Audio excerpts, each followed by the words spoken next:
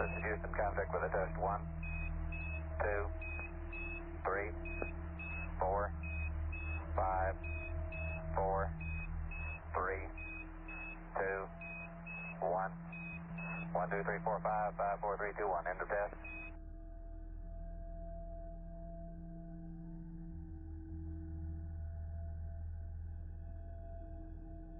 Discovery, Houston. Recommend vector transfer to the BFS. Discovery's 4 computers now have primary control of critical vehicle functions. Gillespugin, sitting in front of the computer, is trying to type. He places both hands above the keyboard. He gives up, exhausted, and his hands drop into his lap. After resting for a time, he raises his hands again, only to drop them as before. My definition of electronic literature is, I want to say stories, because I always associate stories with literature. And electronic means that there has been either some intervention in the authoring process, which involves digital technology, or in the delivery process, which has digital technology. I try to recall winter as if it were yesterday, she says, but I do not signify one way or another.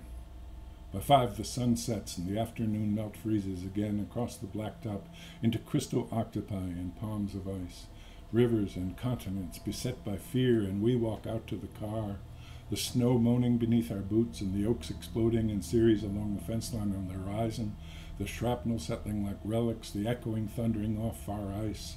This was the essence of wood, these fragments say, and this darkness is air. Poetry, she says, without emotion, one way or another.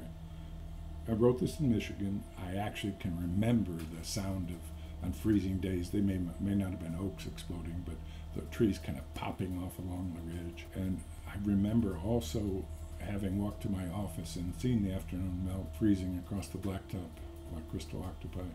I'm having an incredible deja vu looking at the screen. My definition of electronic literature would be any form of writing that is dynamic, meaning it can be collaborated on or edited or changed at will. A check tablecloth laid in an isolated clearing. A bottle of red wine, 2 glasses, cheese, and bread. Walking the sound of water, white-capped sound of water. A bottle of Cabernet Sauvignon set on a linen tablecloth. Cold water. Crystal goblets unexpectedly at midnight. Purple lupine on the hillside.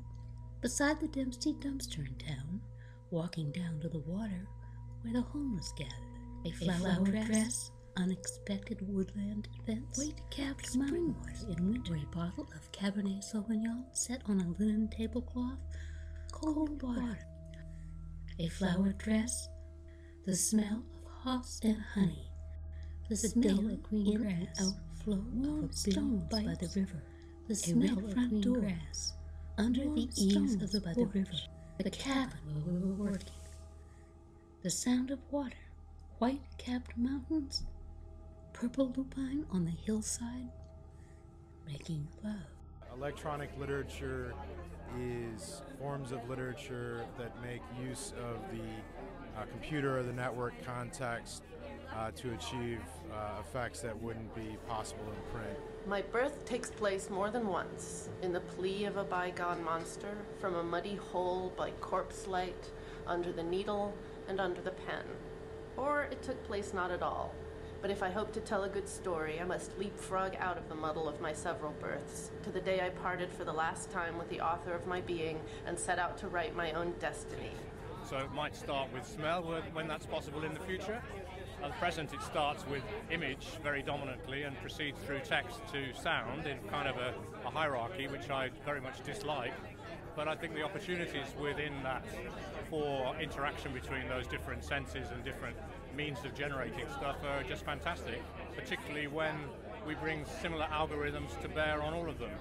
And we see their interactions both at the code, the sonic, the visual and the meaning level. Electronic literature is the exploration of concepts beyond the ordinary using electronic means, and in traditional vision-based media you have moving pictures, you have more traditional genres such as, printed text where things don't move around, but electronic literature involves exploring how we take concepts, how we perceive the world and ourselves, and trying to portray that using computation, using the specific processes that are unique to computers.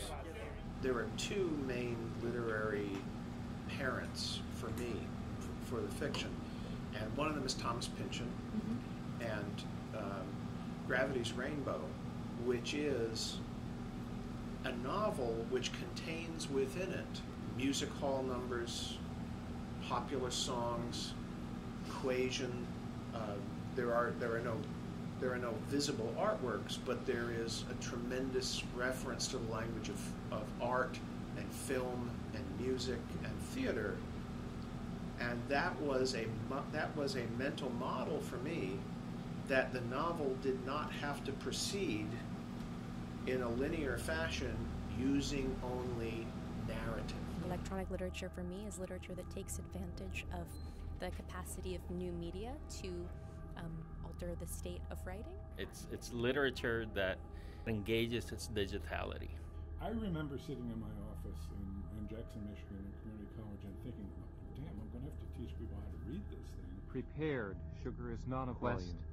In the glass doors, these circumstances, very clean if there is no seen variety, very clean if there is no pleasure, overly moist prepared, sugar is not a volume. Not having examined the room, grabbing at these rags, kindness, related to the vulture, and however, in varying sides and the door, for the sake, journey to use, last, they are double, for the sake, and rapid exploration requires most common classes, while the bodies, by the crowd, justified by appeal. Electronic literature is two words that go together, resonate together. I suppose I would say it can be considered practice involving text that resonates with considerations of media, resonates with problems of media or platforms of media, taking advantage of platforms of media, as Amrit said, or for me, resonating with conceptual issues involving mediation and digitization of information communication. So the first screen you see is this big image made in Mac Paint, if anyone knows what that is. It's just like a splash page, an image of the patchwork girl herself. Click through it to what is essentially a title page, Patchwork Girl or a Modern Monster by Mary Shelley and herself. And from here you have links to 5 different sections of the text: the graveyard, the journal, the quilt, the story, and something called broken accents. I think electronic literature is literature which requires a device to be read, and the device has to be electronic. I worked with artist books. I was influenced by the works that I saw at Camera Works, by Works in San Jose, which is and by the art space at San Jose State that Stephen Moore curated. So I was in a field that was halfway between visual arts and halfway between writing. And of course performance art also that I was associated with, and the artist books. So those were interests that I continued with. Electronic literature is machine-enabled stories, poems, images that are not available only as traditional print or sculptural events. They're mediated by machines, and they don't exist in a format that the other arts have traditionally taken. Boxes, raising the dirt, only several colors, tall the one cluster away, variety each a method, package of seeds, disparate, the several not stone in rows. Especially smooth, location chip it down, magnify the bottoms, darting and then habitual shadow, scene bending. We're all moving toward storytelling in digital space, And some of the most interesting experiments that are happening are in electronic literature.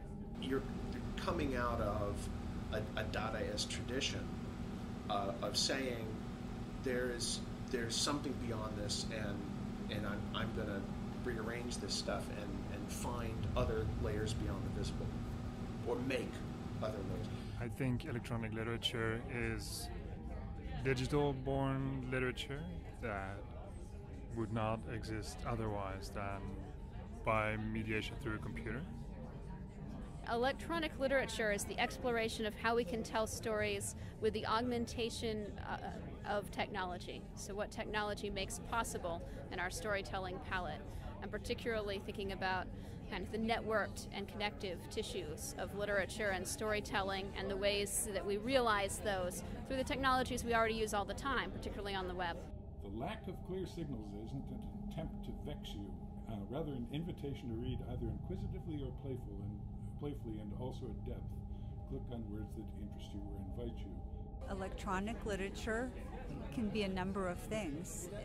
It's interactive. It has to do with words and images. I go in and out of what to call myself. I still say different things. But within the community, I create electronic literature, which I would call poetic narrative. So I'm a poet who works with narrative. I think the day that comes that we don't actually distinguish it as electronic literature is the day that we finally, would be the day that, we don't have to ask questions like that. An otherworldly glass of beer? Up here, but wouldn't you like an otherworldly glass of beer? But wouldn't you like an otherworldly glass of blackberry bushes? Just beside the trail as you crest the hill, amber-colored beer in a tall crystal glass, white foam running down the sides, the smell of hops and honey, a golden icebox. But wouldn't you like an otherworldly glass of beer? The sound of water, white-capped mountains, amber-colored the sound beer in a tall crystal white-capped mountains, cold water, amber-colored beer in a tall running down the sides, cold water down to the water, the smell of hops and honey, the daily in and out flow of a billion bites, the smell in and out flow of a billion bites, the smell of green grass, a red front door, it is word, image, sound, moving image, amber-colored beer in a tall crystal bits, glass, mind, body, heart. To be linked to the chain of existence and events, yes, but bound by it, no. I forge my own links. I'm building my own monstrous chain, and as time goes on, perhaps it will begin to resemble, rather, a web. Primarily artistic work that has a strong emphasis in the literary, but cannot be divorced from its medium, which is digital, and so you can't print it. It's not like an ebook. One of the challenges I had set for me for this text was to try to write a novel that no 20th century writer could write. And the only way to do that is obviously to try to push the text itself beyond what it's possible to do. So including projective things like the oracle, including a burrower that literally takes the text and reconfigures it in ways that cannot be predicted. And that, I think, is, what Burroughs is getting at. It's that the text itself can be exploded, and that when you take those pieces and reassemble them, something new can come out that you did not even put there, that you did not know was there. And that is what makes it, that pushes it beyond what you as a writer can possibly do. I guess I would say that electronic literature is reading, and it could be symbols, it could be icons, through some sort of electronic means. It could be digital, it could be analog electricity, and so something I would say interactive would be maybe a keyword, but not necessarily. Kinetic, perhaps, or a couple of things, but I feel like it's such a broad thing. It's hard to just define. I think you just gotta be open to what's out there. Hypertext, to put it clearly, is a mapping of a text onto a four-dimensional space. Normal grammars then do not apply and become branching structures anew. Fragments, branches, links. The word is glowing and on a screen. It is electronic and cannot be touched. It has been copied over thousands of times and reverberates through virtual space. The text coils in on itself. It is a topographic map of the air currents in the upper atmosphere, those sudden winds that change direction, inexplicable. The reader becomes a sort of satellite taking photographs of a huge and varied terrain. The reader can see the whole world or zoom in to see a particular ant on the banks of the Seine. The ant has 6 legs. The reader is staring at a video screen. How then to turn the page? To me, electronic literature is any kind of literary practice that does not depend on the printed page, but may include print. Remember, I have to remember, you have to remember where we are, that I wrote this entire text in the machine, and so I was always its first reader, and I was discovering the ways that it changed in there. There was never a flow chart, there was never any set of text to say the way through, so I was pursuing kinds of texture too. There are a lot of electronic literature classes, but how many are actually teaching students the range of what they can do in the field? How many new student writers are we producing? We are producing some, but not enough. It was one of my central theses in Patchwork Girl that there is no central thesis, that there is no center, that there is no self. There is only a temporary and contingent coming together of influences and borrowed pieces that could as easily have come together in another form and will come together in another form. That the desire to make oneself coherent and permanent is a doomed one, but not only doomed, also an unhealthy one, that part of our job is to learn to let go of ourselves. And literature is one of the ways we learn to let go of ourselves, learn to release ourselves into the stream of other people's thoughts and visions, and to enjoy that alienation from our own monotonous stream of consciousness.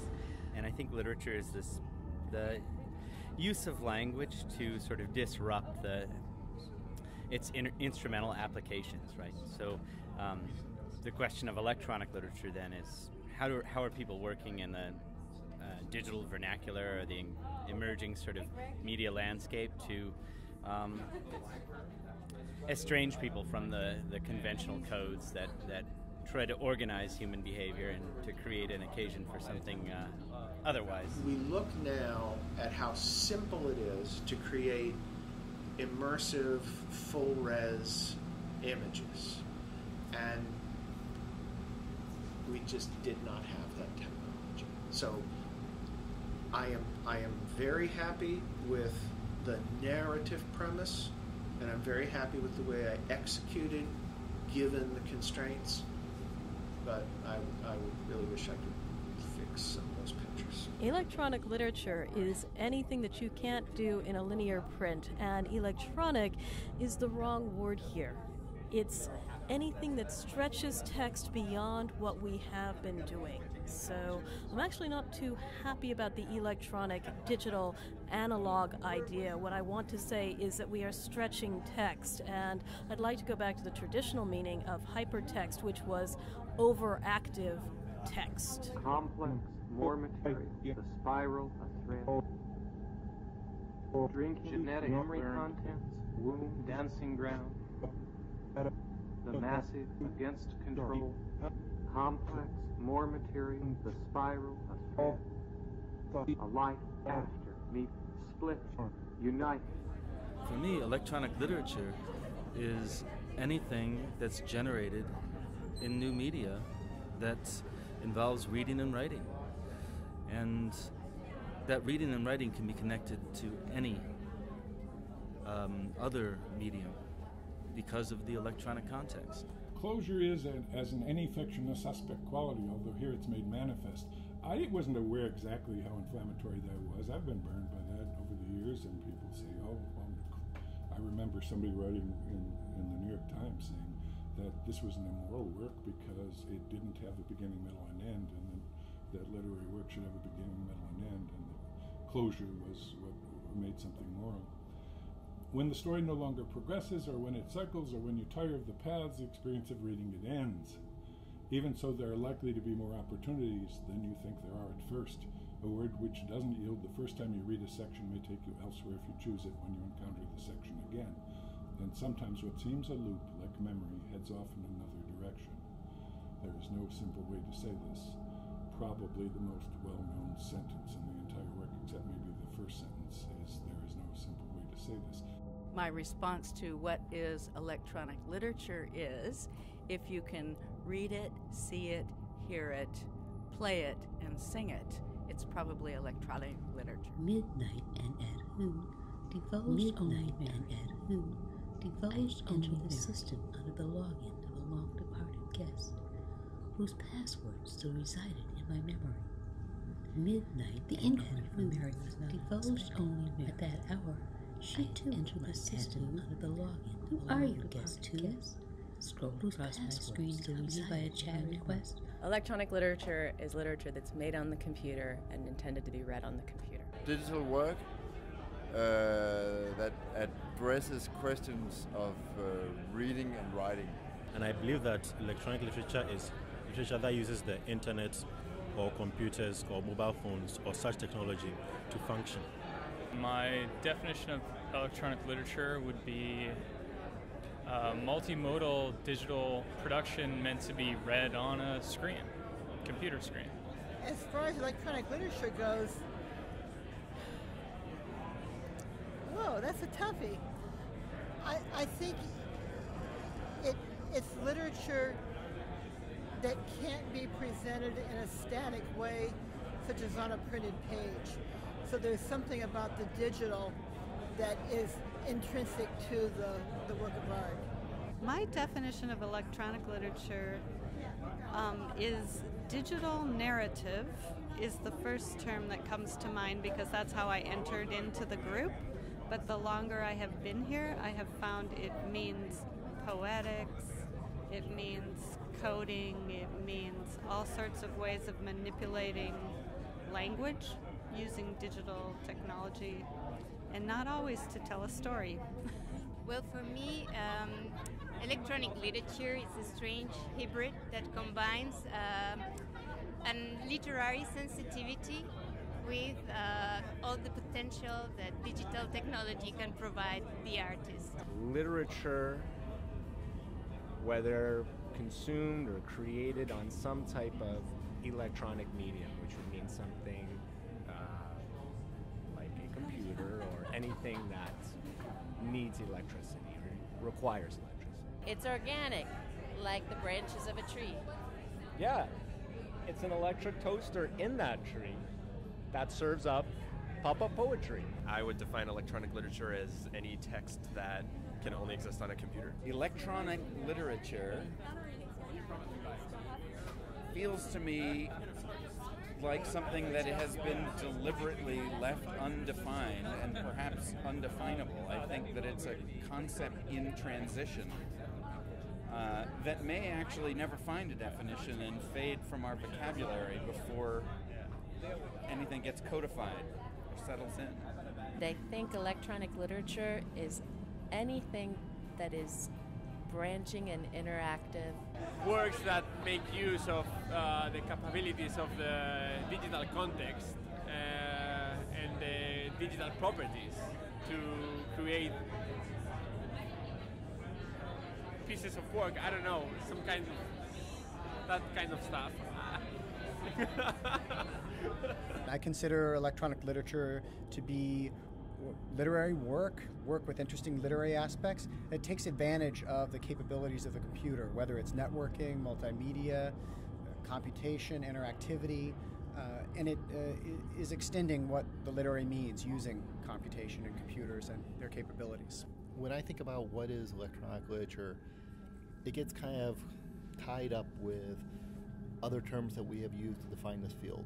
We've called it hypertext, digital literature, new media literature, electronic literature. All those four terms have been used to define the field or name the field that we are in. Hypertext was one of the earliest names, and it extends beyond the electronic screen. If you go back to Ted Nelson's definition of that, it's a conceptual way of how do you provide more text than what was traditionally available or possible in a printed book. Then when we got to computer, it was a natural medium for creating those hypertext types of experiments. That then morphed into digital literature and into digital literature, new media literature. I hate the term new media literature because it arrogantly assumes that what we are working in will always be the newest thing. Just like new criticism, after a time that term becomes dated. But digital literature and now electronic literature. The electronic literature is probably the broadest term for what we're working with, but we're still usually talking about something that's created for the computer. And but I think it should be still tied to some of those early discussions that we were having with hypertext. Some early themes such as multilinearity, questions of authority, questions of agency, questions of interactivity, questions of play, that those would still be part of the questions.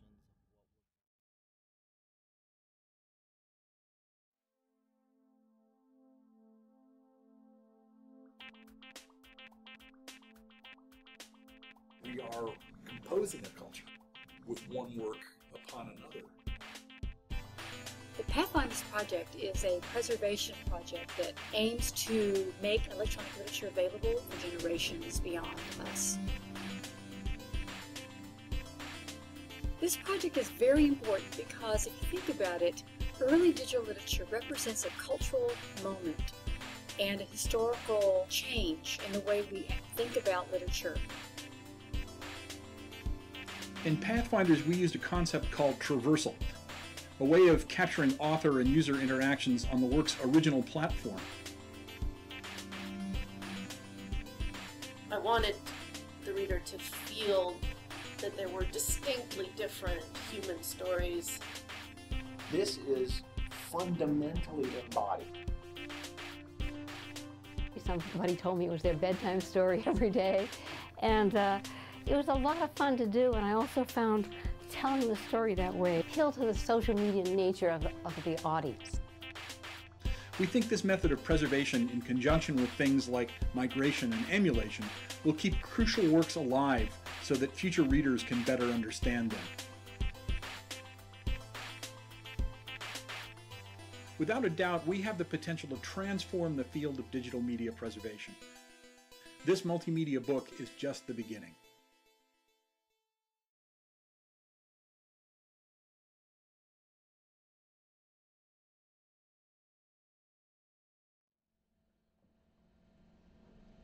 Hi everyone, thank you for joining us for the 6th of 7 live stream Traversal broadcasts from the Electronic Literature Lab at Washington State University, Vancouver. Today we're performing Judy Malloy's generative hypertext narrative, Its Name Was Penelope. I'm Dene Grigar, the director of the lab and professor in the Creative Media and Digital Culture program here at the university. This event is part of the Born Digital Media Preservation series celebrating the Electronic Literature Organization's move from MIT to WSUV.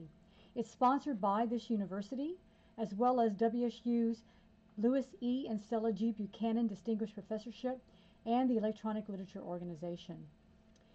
If this is your first time to join us, you're probably wondering what is meant by traversal. This is a process that was developed for the Pathfinders project by Stuart, Moulthrop, and me.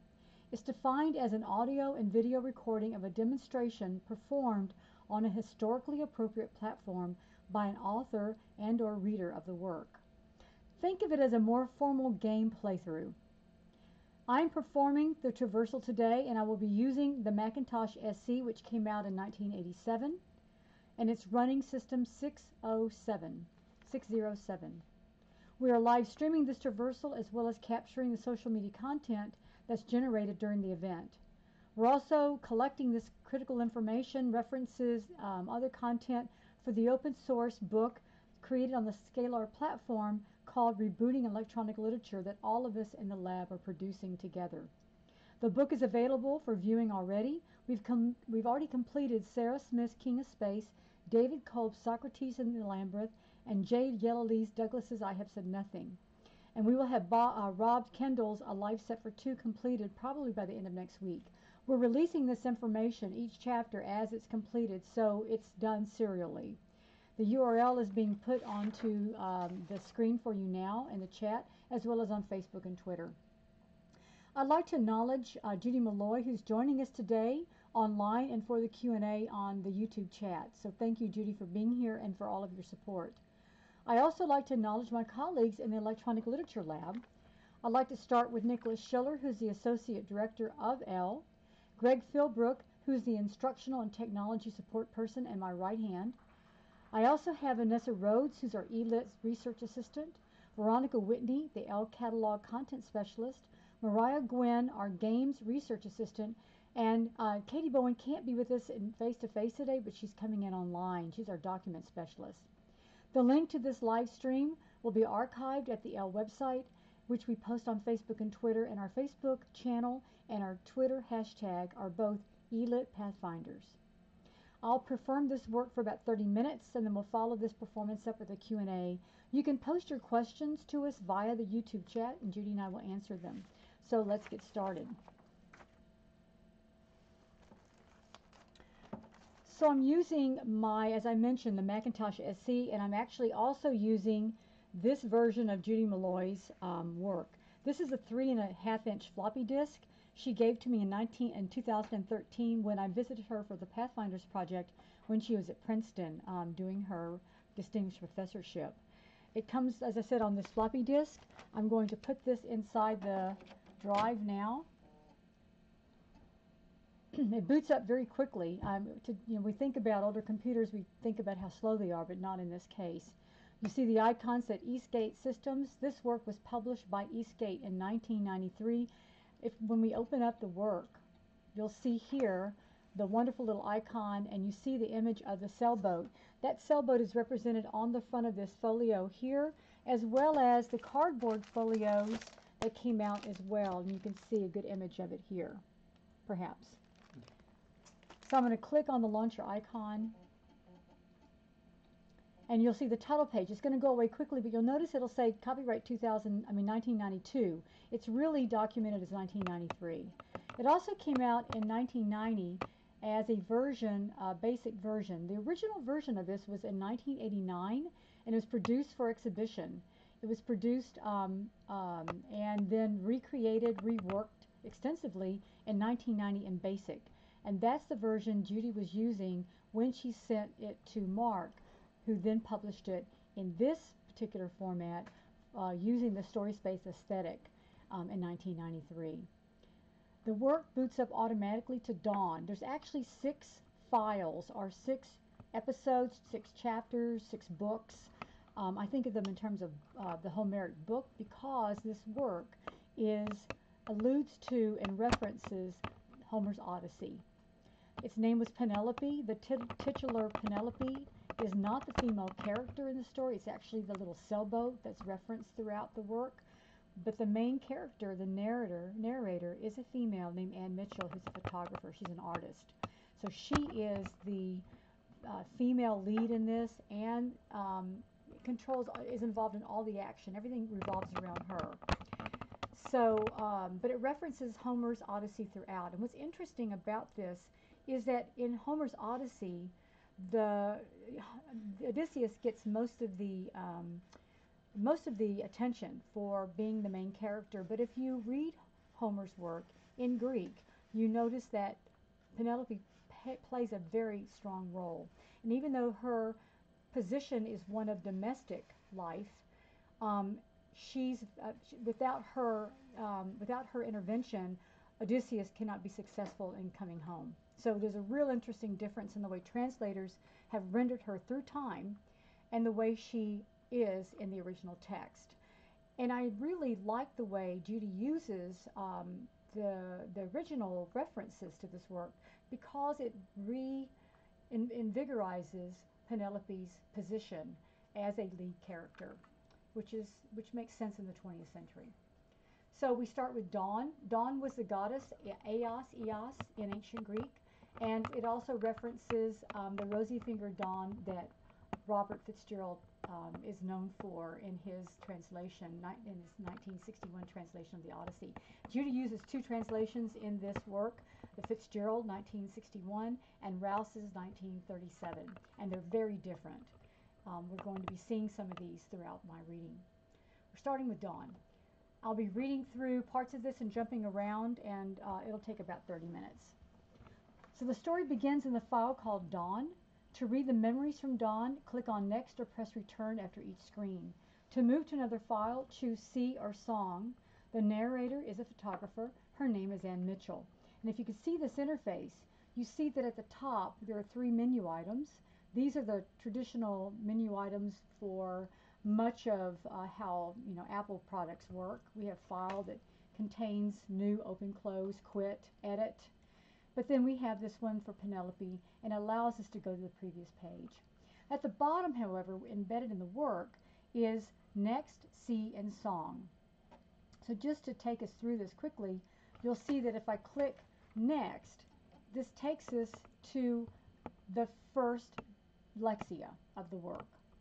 Now, it's a generative work, so I'm reading it one way today, but if I read it again tomorrow, it's all in a different order. So there's no one way of reading this work, and it's different every time you experience it. This lexia reads, "Is that all the presents for me?" I asked. I climbed to the top of a steep sand dune. The little book of paper tattoos was in the pocket of my shorts. On the beach below, I could see my mother removing sandwiches wrapped in wax paper from the picnic basket. My brother was trying to climb up the sand dune, but it was too steep for him, and he kept sliding back.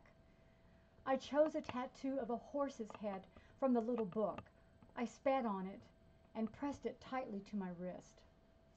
The scenes that come to us through this book, Dawn, are the scenes of her childhood, and I'm going to encourage you to look at Judy Malloy's wonderful reading of this work that we've put into Rebooting Electronic Literature.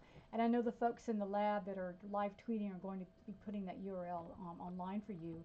But she did a reading of this, and in that reading she gives us some background about Dawn. And just to kind of quickly talk about it, this is based on her personal memories. It's built on personal memories of her childhood when her father went off to World War II, and her family, her mother, her brother, and herself, moved to her grandmother and grandfather's house to live during that period. So this work evokes images of her childhood, of her relationship with her brother, and it includes these loving treatments of her grandparents and her mother and her family, as well as these wonderful childish antics that she and her brother engage in. And here we have them, on a sand dune. Her brother's trying to climb a sand dune, and she's putting tattoos on herself. There's some wonderful also time stamping that goes through this piece that lets us know that this is, post-World War II, just coming out of that period of the early industrialization of America following the war. My father's often fighting. The men were 3 or 4 times as big as I was. They were standing over the bathtub where the dirty teddy bear lay. My father turned on the warm water. Interspersed in these memories are also these dreams and nightmares. And so we may see a lot of these differences coming through with these lexias. Here's another one. My father sat in the big armchair in the corner of the room that was lined with bookshelves. My brother sat on his knee. I sat on the arm of the chair. He was reading about how Odysseus sailed past the singing sirens, bound to the mast with wax in his ears. Now, what's interesting about this is this memory is one that Judy talks about in her reading. she did indeed get introduced to the Odyssey by her father. And in the live chat earlier, she mentioned that her father was reading perhaps from the Butcher and Lang translation of the Odyssey, which has a pretty nice treatment of Penelope, I have to say. I stuck the rusty shovel into the sand and pushed the sailboat out into the middle of the tide pool. It was painted bright blue. The two sails, which my mother had sewn from a tom-white sheet, filled with wind. The boat sailed peacefully across the long finger of trapped sea water. Now this references the sailboat, which is named Penelope, right? And we get the color blue, and we're going to notice a lot of details in Judy's work. The middle of the tide pool, painted bright blue, sailed peacefully across a long finger of trapped sea water. We're going to see a lot of use of adjectives and adverbs throughout this piece, that it gives such strong imagery of the experience that she's relaying to us. There's also the reference to finger, and I think of the rosy finger dawn that Fitzgerald is so well known for in his translation of the Odyssey. And then also this loving experience with her mother, taking the time to make sails for her little sailboat. The yard was fenced with thin white strips of wood which crisscrossed, forming small triangles with holes in them through which I could see out, in the places where the fence was not covered with heavy masses of green and purple wisteria. That's a very difficult passage to read. It's one sentence with lots of information. It's divided into 5 lines. It's full of assonance and consonance and alliteration. Judy's known for her internal rhyme, and in fact, in Uncle Roger, I chronicled a lot of her use of alliteration and assonance, and did so in this piece as well, and made a chart of it. So I can't remember the exact number, but almost every one of these lexias is filled with this poetic structure. It's just quite lovely. We were sitting up above third base. My brother was reading a dictionary. A large bag of peanuts lay between our legs on the dirty concrete. "Put that goddamn book away," Dad said.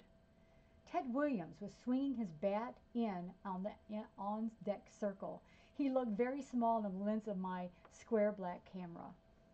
What a great image. They're in a baseball game, and Judy references baseball games and other works that she's done prior to even her electronic stuff. We've got dirty concrete, peanuts, reading a dictionary, the father being very frustrated with his son not paying attention. And then the reference to Ted Williams is interesting because we see teddy bear used throughout. So it's almost this associative thinking that's taking place throughout this piece, where words connect to other words and ideas, which is what hypertext is known for. My mother stopped the car beside the wood fence. I got out, clutching a lump of sugar. As I walked to the fence, a big horse walked purposefully across the green grass towards me. I held out my hand with the lump of sugar in it. So another image of lump of sugar. And we see another image later on, if we come to the Lexia, about a lump of white, which is the car covered in snow. So we have almost these framing effects of lumps of white things. But also the use of the horse here, and we have the horse tattoo. So we have lots of associative thinking that's going across this. With a stubby red crayon, I lettered the words "kick me" on the piece of cardboard which had been packed inside my father's new shirt. The sign was for our new babysitter's back. "Who's going to pin it on her?" my brother asked. What a great image here, the two kids and collaborating to do something naughty together. And it's something that a lot of us probably did as childhoods with our siblings. I know I did. I sat up in a bed and looked out the window. 2 or 3 feet of new snow covered the ground and hung on the sagging branches of the hemlock trees. In the driveway, our car was a white lump, so there it is. The long, loud peals of the fire alarm code for no school began to sound.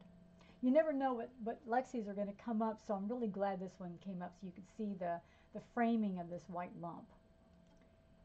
I pulled the sheet and blankets up over my head and shut my eyes. I imagined that I was lying in a ditch by the side of a road that crossed the desert somewhere out west. My leg was broken and I couldn't move. As I lay there looking at the tumbleweed blowing across the empty road, the Lone Ranger galloped by in his white outfit and black mask. He reined his white horse Silver to a stop when he saw me. I mean, what a crazy memory that is.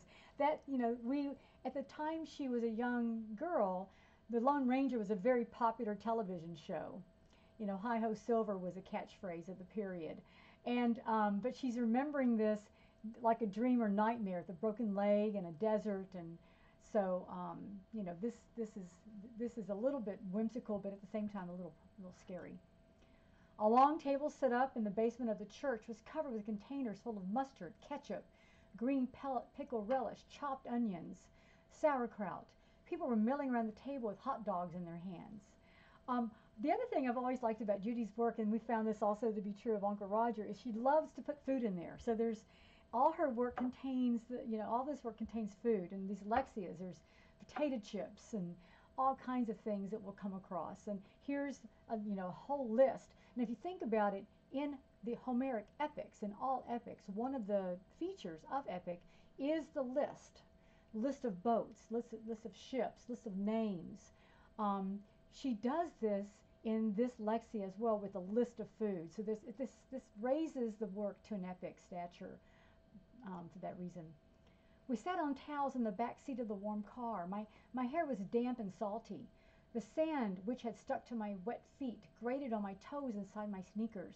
Between us were greasy cardboard containers full of fried clams, onion rings, and French fries. My brother was wearing tan bathing trunks with a white drawstring. So the kids in the back seat of the car, how many of us did this with our siblings? We got food everywhere, food. And she's remembering the white drawstring. Later on, we're not going to be able to see it because I'm going to skip next to the next book. But she references the white string of the train engine that she's playing with on the wooden planks of the floor of her grandmother's house. I'm going to jump next to C. I want you to look at this interface. It says at sea at the top, and then there's 4 boxes. The first box reads A Gathering of Shades. The second, That Far Off Island. The next one, I Find Work and White Across. And the final one, Rock in a Hard Place. 3 of the 4 of those references books 9 through 12 of the Odyssey. And the third one references Penelope's trick of the shroud, which shows up predominantly in book 2, but it's referenced throughout in other books as well. But it's known to be really anchored in book 2. Gathering of Shades is actually the subtitle that Fitzgerald uses for that chapter in which Odysseus goes to the underworld to get information about how to get home from the war.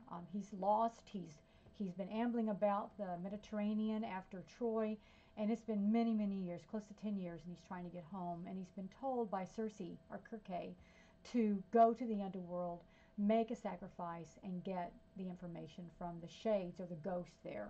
While there, he meets a lot of people, but one of which is Achilles, who inspires him to understand the importance of family and home. So that's a really pivotal chapter in the book itself. And she draws upon this for this particular book of her own. The Far Off Island references Ithaca. And as Judy says in her reading of the work, Ithaca represents the home that she was living at with her grandparents. It's a grandparents' home that she and her mother and brother were living at. So the Far Off Island is that. Find Work and White Across is the trick of the shroud, and it's the loom and the working of the threads that Penelope did. And finally, Rock in a Hard Place references Charybdis and Scylla, the wonderful rock in a hard place where Odysseus has to make a choice between getting eaten by the six-headed monster Scylla, or going into the whirlpool and losing his entire crew. So let's start with Gathering of Shades. I'm going to read a few lexia from this. Each one of these lexias, of these 4, begin with a quote from the Odyssey. This one comes from Fitzgerald's translation, and it's the moment when all the souls gather, when all the shades get together, and when the blood is set down, the libation is set on the ground for them. They come and circle around, and it's a pretty gruesome scene. Now the souls gathered. From every side they came and sought the pit with rustling cries, and I grew sick with fear. And I there is Odysseus, and he's telling this story in retrospect to the Phaeacians who've just taken him in. I'm going to click on Next. First lexia I'm getting today, different from yesterday, is his eyes were yellow gold and luminous. The planes of his cheekbones were outlined by the sharp restaurant lighting. His face was so beautiful that it took my breath away. Now we've moved from the childhood memories that Anne was having to her adulthood.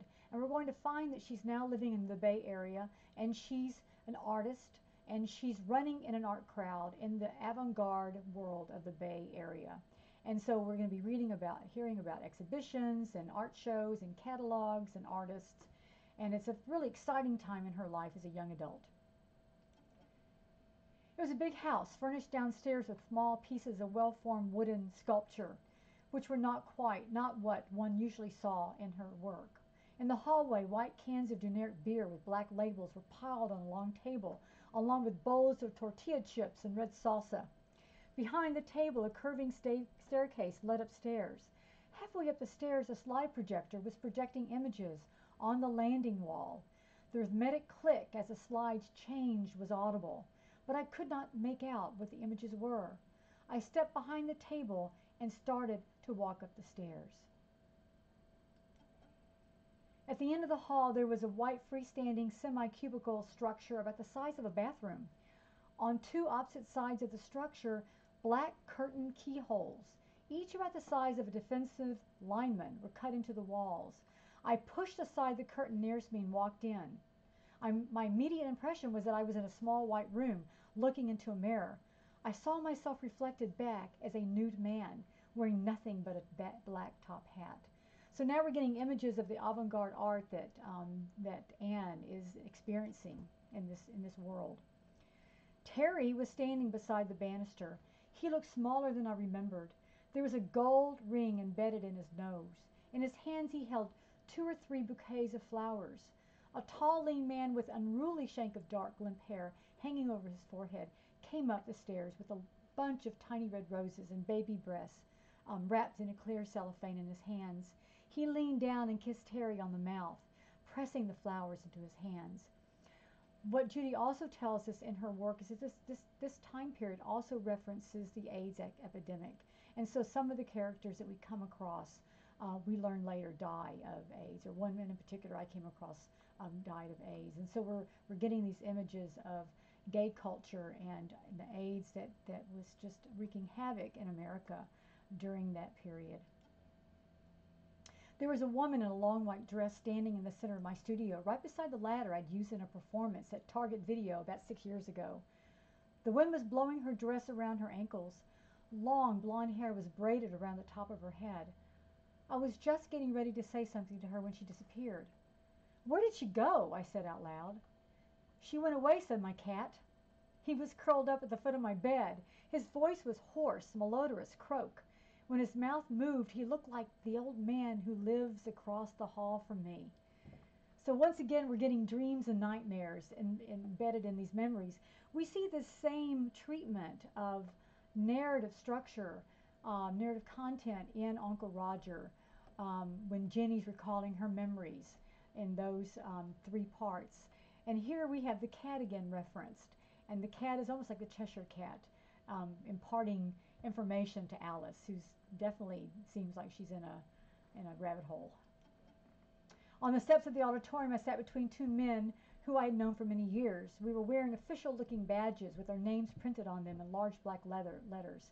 Although the men had removed the purple ribbons with which the badges were issued, my purple ribbon still hung around my breast. It was almost time to go inside.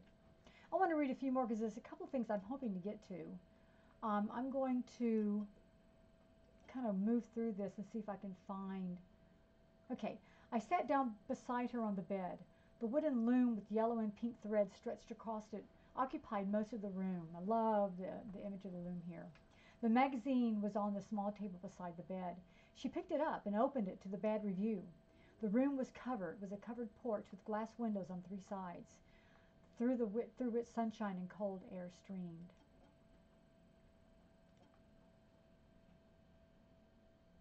She began to unravel the computer printout on the floor so that I could look at them. Each panel was covered with intricate pastel drawings and words typed with colored typewriter ribbons or faintly printed with a dot matrix printer. "You can't imagine how long this took," she said. I'm going to read one more. I'm trying to find one that would make a good ending for this section. My film was all gone. I was very tired. He was wearing a white shirt. I have to go home, I said.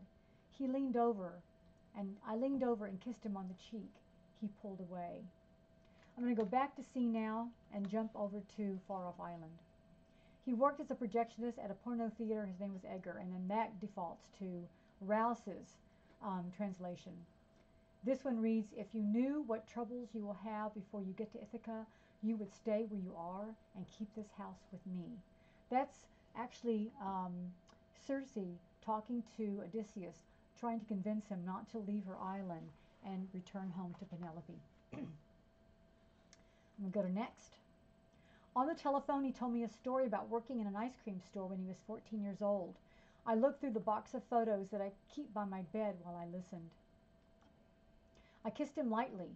He took off his thick glasses and laid them on the top of the bookcase. I reached up and pushed his straight brown hair back from his face. Let's go to bed, he said. I let myself into his apartment with the key he had given me. He was in the bathroom throwing up. The sheets on his bed were dirty and rumpled. I took them off. In his closet I found an unopened package of yellow sheets which his mother had given him. Here we get a reference to a friend of hers.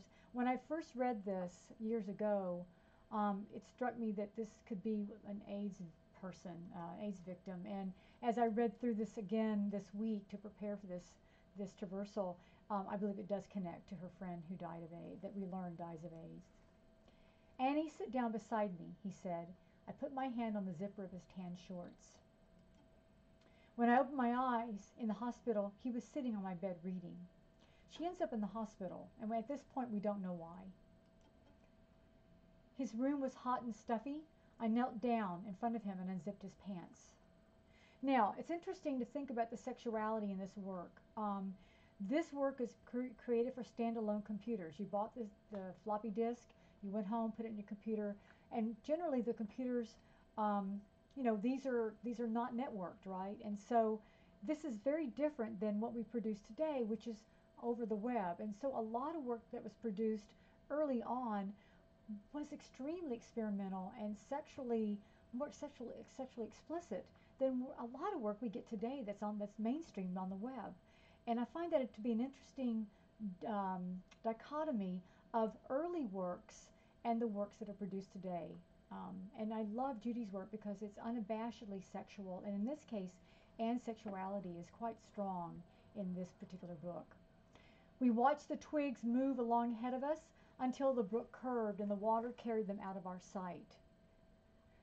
What we didn't get to in the dawn section were her visits in the woods with her brother. And there's one scene in which they're standing on a bridge throwing twigs into the stream, and they would watch them go down the stream. And so there's lots of images of woods and twigs and brooks and water. And we see this repeated throughout Anne's life, and we even come to it at the end in song. Next, again, on the movie screen, a man and woman were lying on a king-size bed, covered with pink silk, in a room with no windows. She was wearing black lace underwear with a delicate floral pattern, tied in front with black silk strings. He was slowly unlacing the strings with one hand. His other hand moved rhythmically up and down her thighs. His name was Edgar. My cat jumped into his lap, curled up, and went to sleep. I was wound up and I talked very fast. There was a bowl of Thai noodles with some meatballs that looked like testicles in front of me. I pushed the bowl across the table to him. He cut one of the meatballs in half and ate it. I ate the other half. On the telephone, he told me a story about working in an ice cream store when he was 14 years old. I looked through the box of photos that I keep by my bed while I listened. So we see repetition in the lexias because of the gender nature of the work. Every word he had said stuck in my mind and repeated over and over again. The cabin in the Mendocino woods was built of rough redwood logs. Screen windows looked down on a wide brook filled with rocks, over which we could hear the water rushing at night. We lay together in a small cot. The water was deep enough to dive in. I took off my clothes and plunged in. He stood on a rock and watched me. I'm going to end with this Lexia and go to the next one, next book. Small amounts of sunlight seep through the densely growing pine trees, making small patterns on the pool's dark surface. I love the alliteration in that passage. Fine work and white across, reference to the loom. My mind was on the work and I forgot about Alan. And then we default into Robert Fitzgerald's. And this is about the loom. So I'm going to go into first Lexia. My film was all gone. I was very tired. Luke was wearing a white shirt. I have to go home, I said. I leaned over and kissed him on the cheek. He pulled away. Heather began to open her presents. Her mother handed her the book I carefully wrapped in white paper, with stripes of black and gray kittens running across it. I focused on Heather's small hands. She ripped the paper off. "Which kid is yours?" a woman sitting next to me asked. This is such a familiar scene to a lot of us women who are childless, and we go to an event and we participate in an event and somebody turns to us and asks us, where our child is, as if being childless was something unusual. And of course we don't have any children, and we don't have anyone to point to, and it's a very awkward experience for many of us that go through this. And this passage reminds us of the fact that she's not probably yet married. She's probably still single. She's still, muddling through her adulthood, trying to make it as an artist and do something with her life that she's got ambitions for. The coils of wire inside the square electric space heater were glowing red. Dry, hot air blew on my face and hands. Steam rose from the black coffee in the thin cup. The work did not look right. I began to rearrange the photos in my mind. So she's struggling with her art. "Do you know what a circle jerk is?" he asked. "My name is Ann Mitchell. I am 43 years old. I've never been married. I have no children. Sometimes my work is shown, but in the last 2 years it has not been shown at all. This year I received 23 rejection letters. I keep them in a black box on the floor of my studio. I work as a file clerk for an insurance company in San Francisco." So this is where she is today. I pushed the toy sailboat into the murky salt water. As it sailed slowly along the shore, the rays of the sinking sun reflected its rigging on the still water's surface. The smooth golden gravy flowed into the circular depression in the center of the mound of white rice. The interesting differences in her memories are fascinating. "You must want to make art on it. You want to make art on a day like this? You must be joking," he said, and he put his hands on my thighs. She's getting sidetracked by love affairs, especially something like this. The little boat veered from the shore and began to sail out to the middle of the pond. I took off my sneakers, rolled up my pants, and waded in after it with my camera in my hands. I moved gingerly because although the bottom was soft and slimy in some places, in other places it was covered with sharp little stones. The boat was moving faster than I was, and it stayed several feet ahead of me. So she's photographing Penelope. She's trying to get photos of this beautiful image of the boat. It was almost midnight. I had spent all day taping the photos of men and women on the bleachers of the Oakland Coliseum together in one long strip. This reminds me of a work, Judy, that you did some years ago before you began your digital work. That was the wonderful little roll of images that you rolled through a seer. I can't remember the title of it right now, but it'll come to me. The floor of my studio was encrusted with pieces of tape, half-empty coffee cups, beer cans, and empty bags of peanuts and chocolate chip cookies. I was still wearing the blue and white checkered nightshirt I woke up in. I stretched the strip of photos across my studio floor and stood back to look at it. Blue is the overarching color that is a positive color for in this work, and we see her wearing blue. The boat is blue. There's all of these wonderful blue images. Charlene Hunter Galt was asking the two scientists who sat across the table from her what the implications of their discovery was. I focused on the piece of glass laboratory apparatus on the table in front of them and pushed the shutter. It was a long, slow exposure. So Judy has been involved for as long as I've known her with the Leonardo group, and these are folks that are interested in the connection between art and science. So her experience with making art involves the interest in technology and science. One night when my mother and dad were out playing bridge with Mr. and Mrs. Bailey, my girlfriend and I mated under bed, he said. Through the lens of my camera, the beer cans and discarded contraceptives which littered the shore were not visible.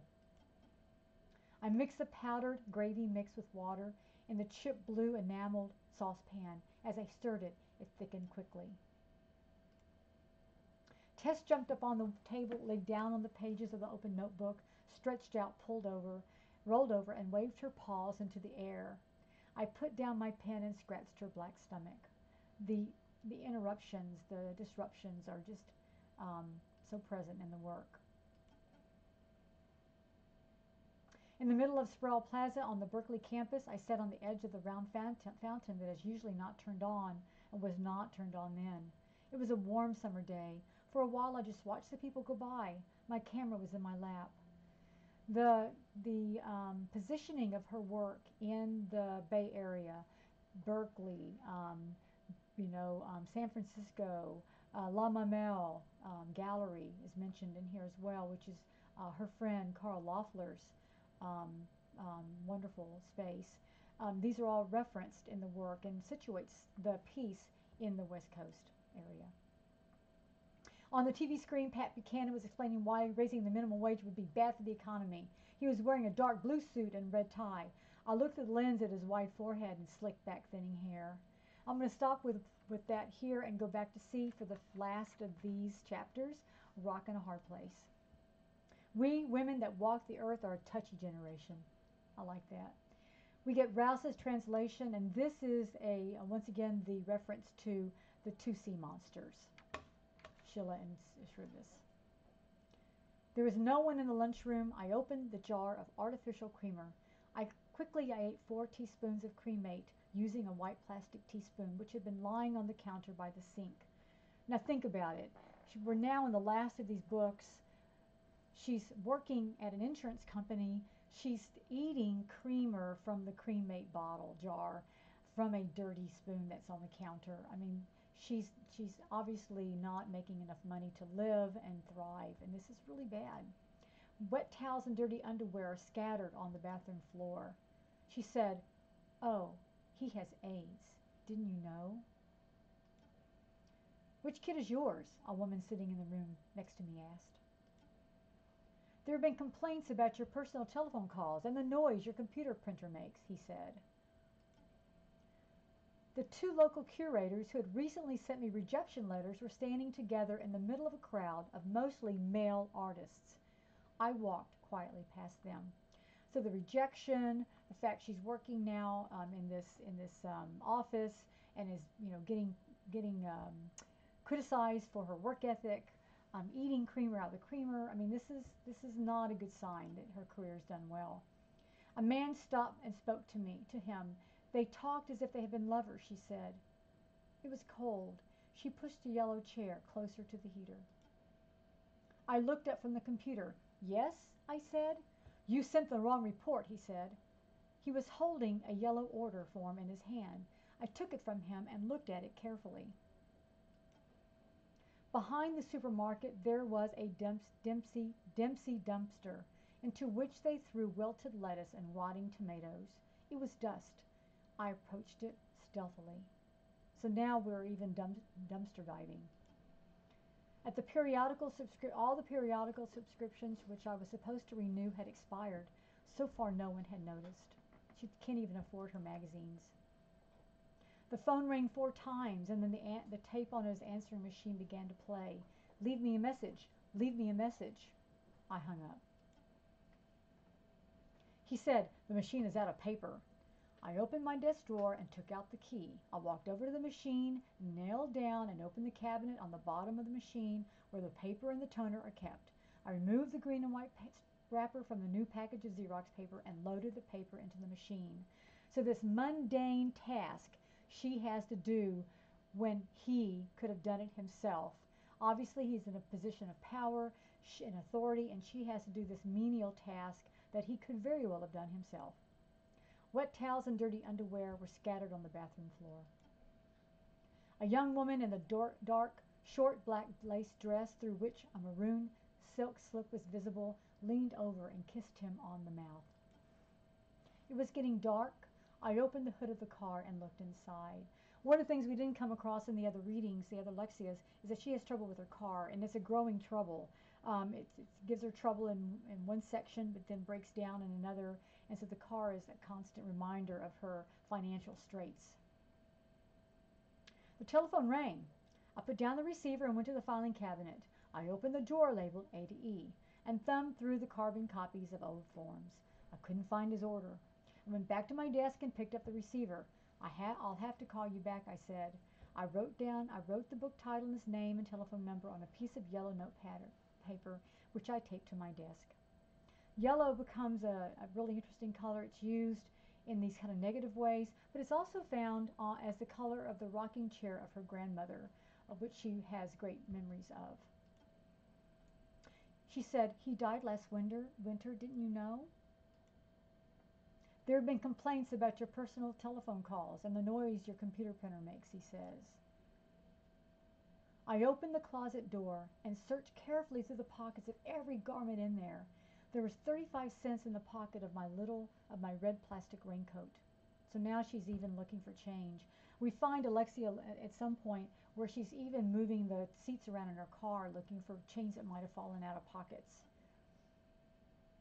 He sat down beside me. He was wearing a blue and yellow sweater. We got both colors put together there, which looked like it was fresh from a department store rack.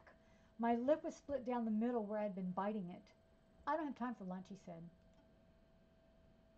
This is one of my favorite Lexias that just defines this whole area. I said that when I said that I was going to call him and see if he would go to the opening with me, she said, "Oh, he's a genius. He won't want to go with you." So even the people she knows are treating her condescendingly. Let's do one more and then we'll go to song. I bumped into him as I was walking into the gallery, and he was walking out. He kissed me on the cheek. "I didn't have time to look at your work," he said. Ends right there. So I'm going to stop and I'm going to go to song now. There are 16, I came across 16 Lexias for this. Each time I played with this, I didn't count more than that. So I'm not saying that that's how many are there, but that's how many I came across in about 10 different trials. There are 44 Lexias I came across out of 100 trials for Dawn, but I came across 2 new ones today. So I think there's definitely more than 44 on that one, but I don't know how much more than though.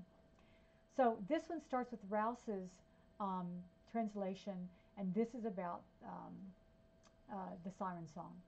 They lifted the mast and stepped it to the hollow box and made it fast with the forestays, hauled up the white sail by its ropes of twisted leather. The wind blew full into the bellying sail, and the dark wave boomed out of the stem of the ship as she went. So she sped shouldering the swell, traveling steadily on her way. I don't like Rouse's translations generally. In fact, he's one of my least favorites. But what I like about this passage is the use of L, which is a liquid, linguistically speaking, and liquids roll, and it mimics the rolling of the waves, which I think is brilliant. When they had made snug all the tackle about the ship, they set before them brimming bowls of wine and poured libations to the gods immortal and everlasting. The uses of M's there are great there too because they elongate the words.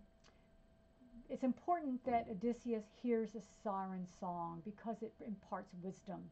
So all of his men wax their ears and they can't hear, but they tie him to the mast so that he can get the wisdom of the sirens and yet not kill himself by listening to the song and by throwing himself into the water like men do. So this is a really interesting use of the episode in song because we come to a different time in the narrator's life, it seems.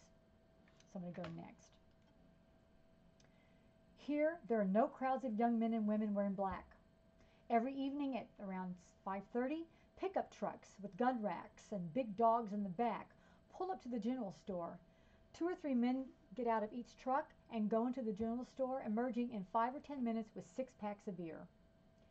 She's not in the Bay Area city anymore. She's in the country. So her life is different. I mean, this is very, very different. And this seems like not the only time she's been to this place. This seems like something she's familiar with. Outside, the rain was coming down, ringing on the metal gutters and sloshing down the sides of the house. We were eating popcorn. So she's with someone. There's this wonderful use of alliteration, consonants and assonants here. The S is sibilant, so we get this kind of, sexy, sensual feel, and they're in this environment, this kind of loving environment, eating popcorn together in this rain. The sun shone through the The sun shone through the thickly overhung branches of trees, making small patterns on the dusty dirt road as I walked along. She's in the woods again, right? For several hours, I've been sitting beside this small, frog-crowded swamp, taking pictures of broken branches and twigs, sticking out of the green-encrusted water, or of the backs of frogs sunning themselves on the surface. So she's almost like returning to her childhood wanderings through the forest and the woods and discovering nature and just this kind of joy that's there of discovery of the creatures, the frogs, the beauty of the woods. This is another one I like. The kittens had knocked one of his tapes on the floor and were skillfully pulling out yards of tape from the cassette, spreading it all over the floor. He had gone out to buy beer.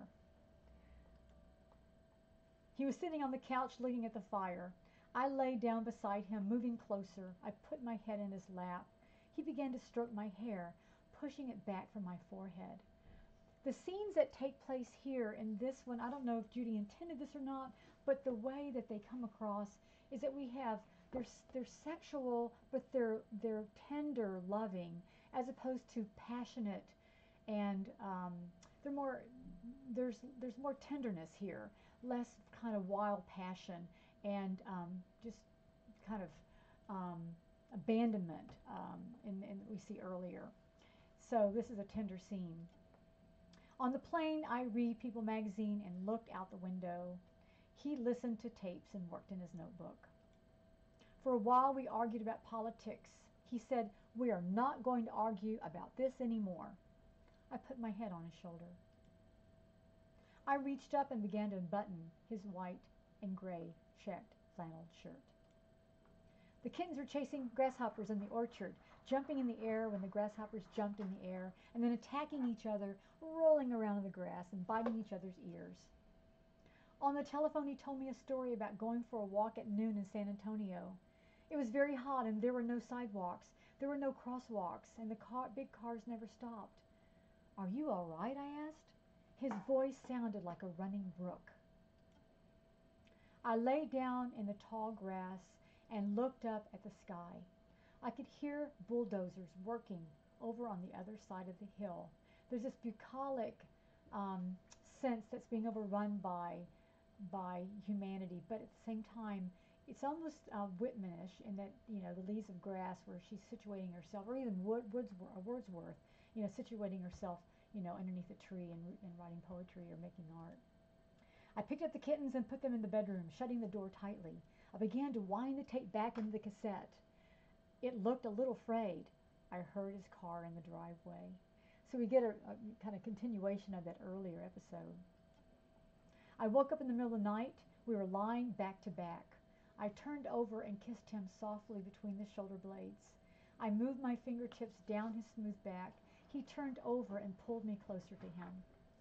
There's more here. There's 16 Lexias. I'm going to stop here, though. I like that last scene there. Like I said, it's tender and loving, and it feels like somewhat of a happy ending for Anne. So to finish the work, though, we go back up to the top, and I'm going to go to quit and bring this to the computer screen. And we'll do the Q&A. And Judy's online, I believe, and I'm going to grab my computer and take over the Q&A so I can type in things as well. So I'm going to move over to my left.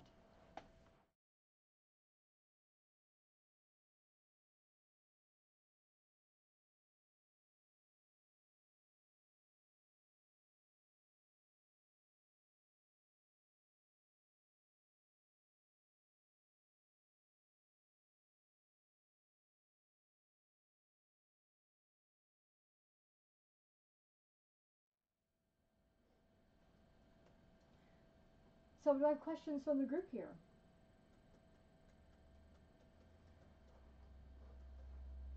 Yeah. How did it feel to rediscover this piece of pioneering electronic literature? Oh, God. You know, it's funny. I wrote about this and I posted this on the our website. It's interesting because this work I learned about through I want to say it was Stuart Moulthrop's Victory Garden, because those folios. I'm going to move over here and pick up a folio and show you what I mean. These folios come packaged with stuff, right? So I'm going to hold up this folio. Let me see if you're seeing it. You see the folio in the picture? And they came with cards and things. So this one has in it this wonderful little poster. And you can buy more, right? And so I did. I saw Penelope, and I was doing my dissertation, which I have right here on the table, on Homer's Penelope. I was translating parts of the Odyssey and writing about Penelope, and I saw this work. Its name is Penelope. I was like, oh my God, could this be my Penelope? And so I bought it and came home, and sure enough, it had references to Homer's Penelope. So I, used it in my dissertation. I've read it through the years, and it was coming out for the iPad, and I got to see the beta version of that, and I was excited about it. But reading it again now, having done all the traversals that we've been doing this semester, this year, it's been really an amazing thing to dig deeply into the work. I did sit and chart out every lexia and lay out all the alliteration. I mean, I'm just doing this really deep study of the work, and that's something I hadn't done yet. And reading it out loud and listening to the poetic nature of the work. I mean, usually you're reading silently and you don't hear that stuff in your own ear. But reading it aloud, your voice carries and you can then hear it. So the poetic nature of this work comes across, I think, strongly through a traversal when it doesn't in a silent read. So, and then also having finished the Odyssey, the dissertation on the Odyssey, and I taught mythology and, Greek literature when I could at my previous university. And so it was so much in my head that being able to see this work through that lens so carefully has been pretty neat. So I think there's a lot to be said about her use of the allusions to the work, her use of the passages, the direct quotes. I like the fact she used two very different translations of the Odyssey. Fitzgerald's very poetic, rosy finger dawn stuff, and then Rouse's more prosaic, very difficult to follow translations. They really do show the difference in the treatment of the work. So thank you for that. Any other questions? Anything for Judy? I'm going to come right here. For some reason, my site closed down, so I'm now back in. So thank you for being patient with me. Oh, Judy said she liked my reading. So thank you, Judy. That makes me feel good. Just to tell you, Judy, I was a nervous wreck about this reading because you are the author. I mean, Homer's been gone a long time. He doesn't care how I read the work. You're here, and so I don't want to make mistakes. I don't want to do anything that's not what you had envisioned. But I think there's something to be said about interpretation of the work and bringing something new to it. Because if you can't bring something new to a work, then it doesn't live on. And I think your work lives on because there's so many ways to read the work, to experience it. So thank you. Other questions? A question for Judy from the audience, please. She's here. Holly? Ask Judy how she enjoyed the reading. She said she liked it. She said she enjoyed the reading. She says song was also inspired by Jonas's video. I've always wanted to live in the country. That's good to know. I'm curious about working with a generative piece of ELIT that's different each time, both as the author or as a scholar. Is there a difference or in the strategy of as you study it or reintroduce yourself to it versus allowing the lexia to appear in the order that they appear versus reading the code or reading the text to get an idea of a completeness or see if you're missing anything? Okay. I'm typing that up right now and I'm about finished. There we go.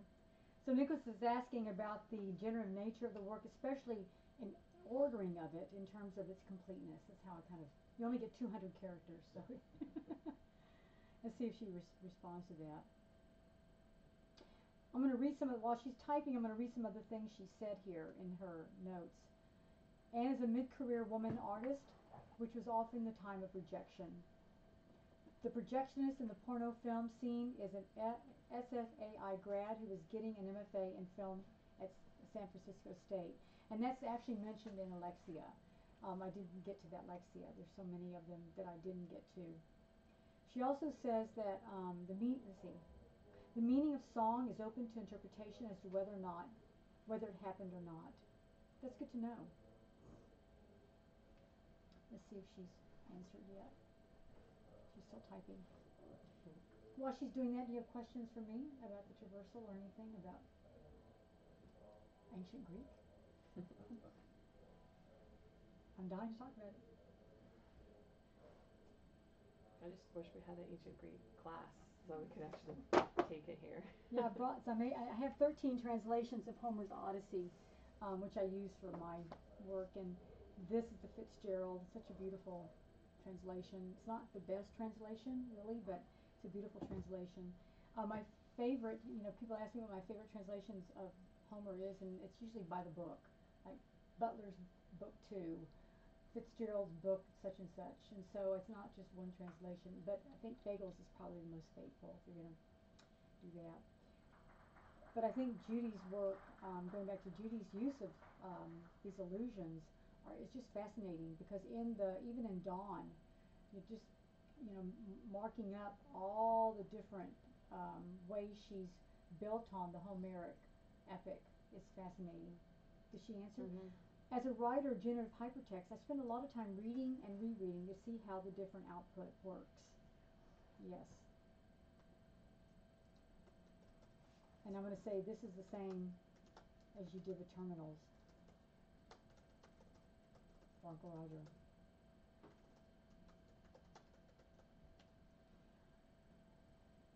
Some things about anything you want to ask about structure or? I have a question. Yeah.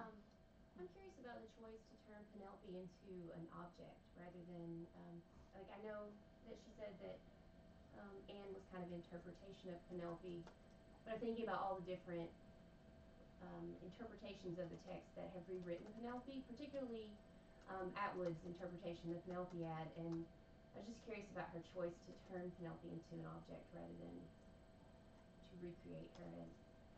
So I just wrote that. Why is Penelope an object?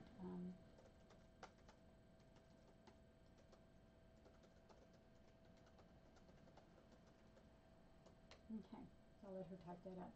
It's interesting you asked that question, because when I first got the piece, I was doing the dissertation, it's like, oh, Penelope, and I'm reading it, I'm thinking, no, her name was Anne. I came across that Lexia, my name was Anne Mitchell. Well, then who is Penelope?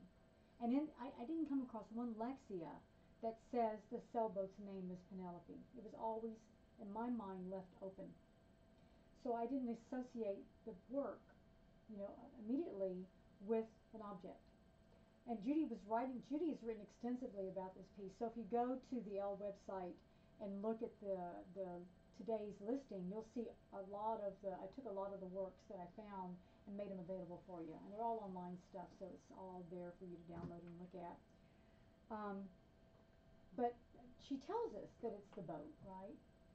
I would not have known that, without her telling me that, because I didn't come across a Lexia that says that. And that's part of what happens with hypertext, is that there's a sense of incompleteness of information. But to be honest with you, life is seldom complete. We seldom are made knowledgeable of everything we want to know about. And that is a frustrating part of being human. So I think hypertext captures that frustration really well. I think the reason why we gravitate to sitcoms and we gravitate to popular novels is that they don't question that. They spoon feed us everything. It's like giving your students an assignment sheet that tells them exactly what they want they need to do, turn in, as opposed to letting them have some freedom to think themselves.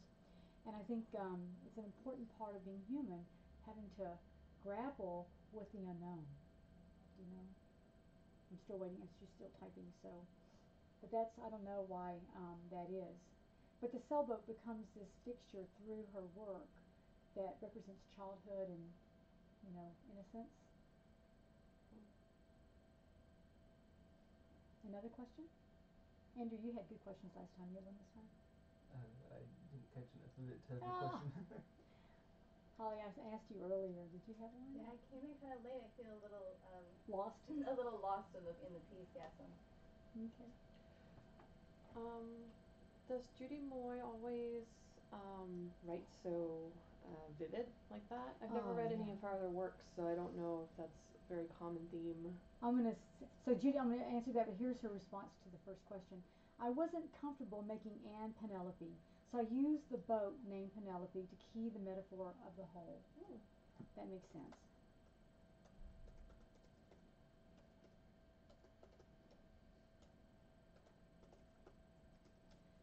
So going back to your question, say it one more time. Does she write so vividly in the other works that she does? Yeah.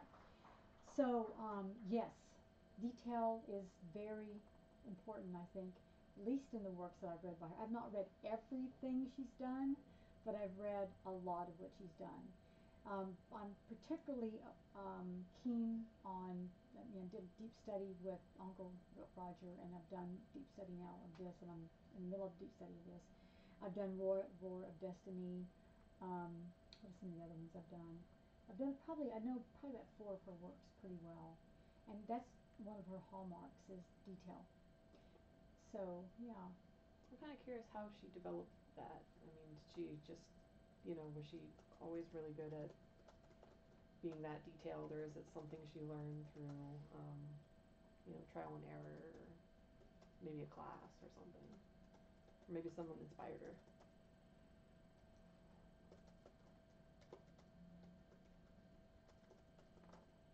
Okay, so I'm writing here. An audience member wants to know how you learned, Judy, to be so detailed in your descriptions. And I think it's interesting because we're reading this stuff and it's memories. We're not in time, right? It's not contemporary time. It's looking backwards. And I don't know about you, but sometimes the memories become fuzzy. You don't remember everything. But then sometimes things are so vivid. You remember the look on your mother's face when this happened, or you remember the little train set you played with as a child, So I think she plays with that idea that some things just stick out, and the memories that she's recalling are the very memories that stick out. She's not remembering those that don't. If that makes sense. Yeah.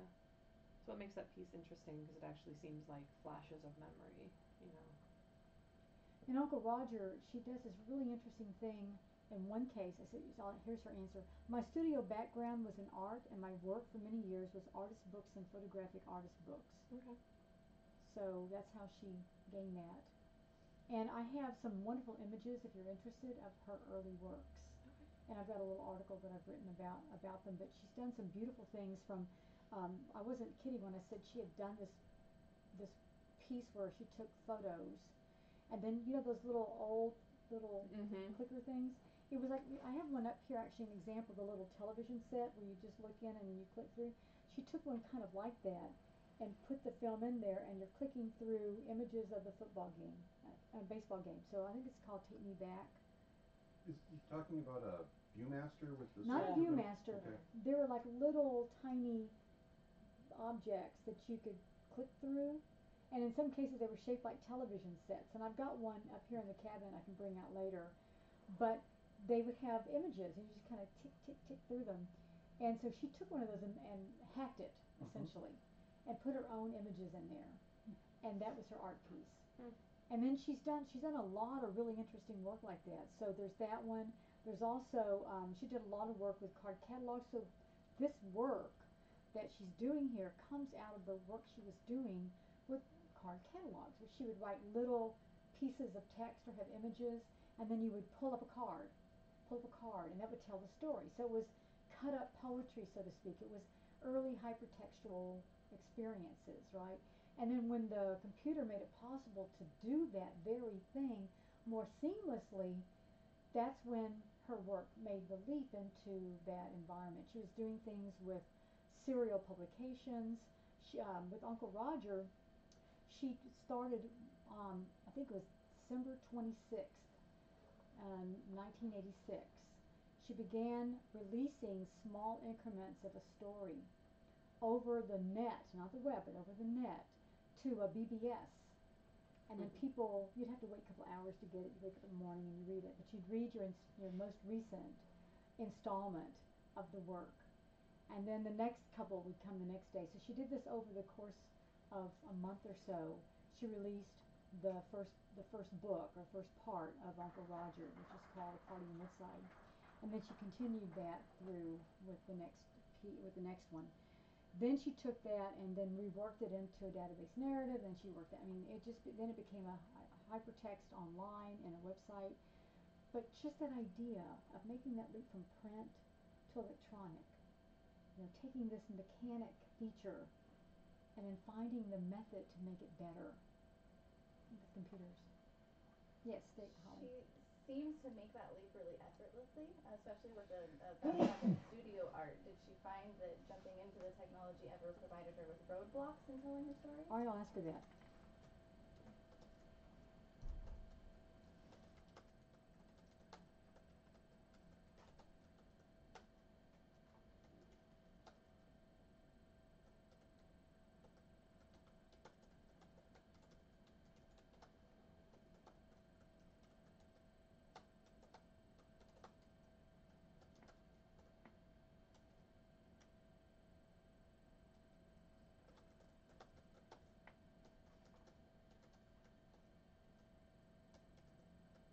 Okay. Let's see what she says about that. She says here, if you go to my homepage at judymalloy.net, on the bottom left is an artist book link that leads to images of early work. So if you go to that web page, you'll see some of the things I've been talking about. And she'll answer this one too. So I said, Holly's asking if technology ever created roadblocks for you in creating your narratives. Your work seems so effortless. Let's see what she says about that one.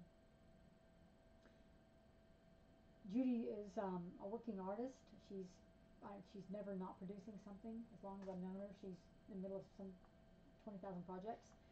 And she just recently released a book, edited a book called Social Media Archaeology.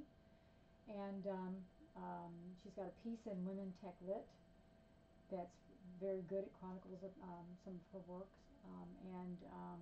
She's got another book called Women Art and Technology, which came out in 2002, I think is the date, or 2003, from MIT Press, in which she takes all the women artists working with technology that had been forgotten and raises their image through this wonderful, way of publishing about them. And that was a groundbreaking work. So many of those works were left unvisited, unlooked at, unstudied. And so she's known for a lot of things, from being a critic to being an artist to being a scholar, lots of things. She had a long, very great career. She says, my not always disclosed past includes information programming for NASA contractor Ball Aerospace. So I'm guessing that she's going to continue writing with this. So I talk about this in the essay I wrote about Uncle Roger. She actually taught herself how to code and program. She did all her own programming. So she worked in BASIC. She works in GW Basic, Applesoft Basic. She works in HTML. She's programmed in every possible way. And then she takes her work and migrates it so that it stays alive. And in a time when we're losing so much every day, which is what this project's about, she's always been at the forefront of preserving her own work, which is, I think, fascinating. A great model. I mean, if all the artists did what Judy did, we wouldn't have to do what we're doing right now. So, let's see if she continues writing some more. Any other questions? We're coming towards the end of our Q&A. So Judy, we're coming to the end of our Q&A. I want to see if there's anything else you want to say to us. But while you're typing, I'm going to say to you, I appreciate you participating today and being here for us. I thank everybody who's been online and those of you in the room for coming. These traversals are important because what we're trying to do is not just preserve the work for a book or for a website, but also to give you the opportunity to hear the work being read aloud. We hear people read poetry today, contemporary poetry, but we don't do a lot of reading for works that came out on computers in the late 80s and early 90s. So I think it's really important to do this. Judy also adds, I originally took Fortran classes at Ball Aerospace and a grad seminar in systems analysis at University of Denver. So she's had a lot of training and she's also self-taught. She's, I'd say, Judy or polymath. Any other comments before I close today? I hope this has been a good experience. We have one more of these coming out on May 17th or 18th. The Friday is going to be our last traversal this year, and that's going to be Mary Kim Arnold's Lust. And we've already chosen next year's traversals. We're very excited about those, and we've been posting them on the website, but I'll be making a formal announcement at the next traversal. So thank you all for being here today, and thank you all for your questions, and thank you, Judy, for everything. Thanks for being you.